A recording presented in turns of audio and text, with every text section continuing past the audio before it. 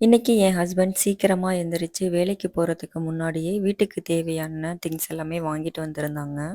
ஊர்ல எல்லாம் அப்பா வந்து காலையில 6 மணிக்கெல்லாம் மன்னார்குடி உழவர் சந்தையில போய் காய்கறி வாங்கிட்டு வருவாரு. அப்ப வாங்க போகும்போது, நம்ம வீட்ல காய்க்கிற வாழைக்காயி, வாழைத்தாரு, மாங்காய் அது எல்லாமே அறுத்து நைட்டே வச்சுருவாங்க. காலையில போகும்போது அது எல்லாத்தையுமே சாக்குல போட்டு கட்டிக்கிட்டு, மன்னார்குடி உழவர் சந்தையில போய் வித்துட்டு, அதுல வர்ற காச வச்சு வீட்டுக்கு தேவையான மத்த காய்கறி எல்லாம் வாங்கிட்டு வருவாங்க. அது மட்டும் இல்லாம, மன்னார்குடி சுத்தி இருக்கக்கூடிய பெரிய பெரிய கிராமங்கள் எல்லாம் வந்து ஈவினிங் டைம்ல வந்து சந்தை போடுவாங்க. எங்க பக்கத்து ஊர் ஒக்கனாடு கீழையூர்ல ஈவினிங் டைம்ல ஒரு நாள் சந்தை போடுவாங்க. அதுவும் முக்கியமா கருவாடு வாங்குறதா இருந்தாக்கா எங்க அம்மா 3 இடத்துல தான் வாங்குவாங்க. ஒண்ணு வடசேரி, இன்னொன்னு மதுக்கூரு, அதுக்கப்புறம் பட்டுக்கோட்டை. அங்கெல்லாம் இல்லன்னா மட்டும் தான் எங்க அம்மா மன்னார்குடியிலயும், ஒரத்தநாட்டுலயும் வாங்குவாங்க.